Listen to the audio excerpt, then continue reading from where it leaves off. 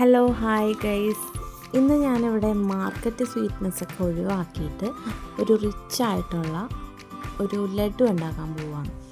ഇതിപ്പോൾ ഞാൻ ഇൻസ്റ്റാഗ്രാമിൽ നിന്ന് മേടിച്ചതാണ്. അവരുടെ ഒരു 777 മിക്സിൻ്റെ ഒരു 1 kg പാക്കാണ് കേട്ടോ. ഇത് ഞാൻ ഫസ്റ്റ് ടൈമാണ് മേടിക്കുന്നത്. ഇത് ആപ്രിക്കോട്ട് ഉണ്ട്. അപ്പോൾ ഇതിനകത്തൊരു കുരു ഉള്ളതുകൊണ്ടിട്ട് ഞാൻ ആപ്രിക്കോട്ട് മാത്രം മാറ്റി വെച്ചു. ബാക്കി നട്ട്സും ഡ്രൈ ഫ്രൂട്ട്സും ഇതിൻ്റെ അകത്തുണ്ട്. അപ്പോൾ കുറച്ച് പംകിൻ സീഡ്, സൺഫ്ലവർ സീഡൊക്കെ ഉണ്ട്, ബദാം ഉണ്ട്. കണ്ടില്ലേ?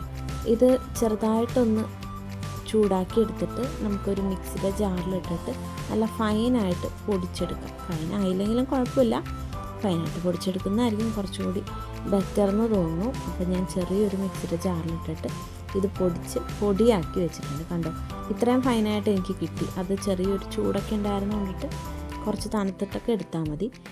പിന്നെ ഞാൻ എടുക്കുന്നത് ഡേറ്റ്സ് ആണ്. ഇതൊരു 500 ഗ്രാം ഉള്ള ഡേറ്റ്സ് ആണ്. അതിൻ്റെയും കുരു ഞാൻ മാറ്റിയിട്ടുണ്ടായിരുന്നു.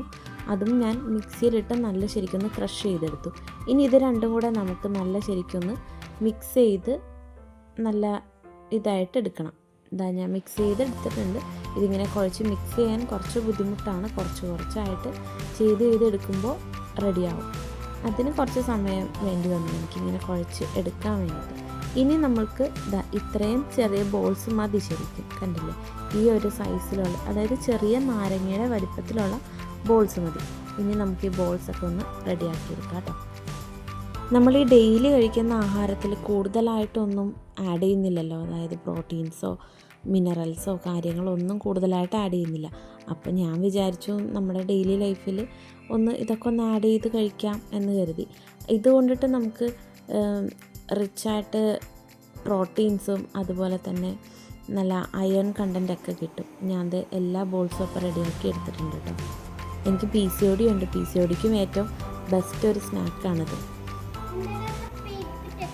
എങ്ങനെ ഉണ്ടാക്കും? ടേസ്റ്റ് ഉണ്ടാവും.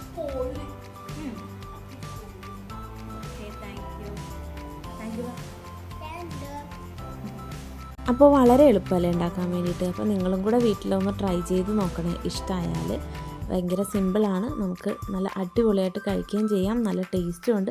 ഇതിങ്ങനെ കണ്ടെയ്നേഴ്സിലാക്കിയിട്ട് ഫ്രിഡ്ജിലേക്ക് എടുത്ത് വെച്ചാൽ കുറച്ച് നാൾ വരെ നമുക്ക് കഴിക്കാം. ഡെയിലി ഒരു ലഡു മാത്രമേ കഴിക്കാൻ പാടുള്ളൂ. അത് തന്നെ നമുക്ക് അധികമാണ്, കൂടുതലാണ്. അപ്പോൾ ഈ പോർഷൻ ഫ്രണ്ട്ലി ആയിട്ട് കഴിക്കാൻ നോക്കുക. ഡെയിലി ജസ്റ്റ് ഒരു ലഡു. അത് ആഫ്റ്റർ ബ്രേക്ക്ഫാസ്റ്റ് കഴിക്കുന്നതായിരിക്കും കുറച്ചുകൂടെ നല്ലതെന്നാണ് എനിക്കറിയാൻ കഴിഞ്ഞത്. അപ്പോൾ താങ്ക് യു എൻ്റെ വീഡിയോ വാച്ച് ചെയ്തിരുന്നതിന്. അപ്പോൾ ഇഷ്ടമായാൽ ലൈക്ക് ചെയ്യുക, സബ്സ്ക്രൈബ് ചെയ്യുക.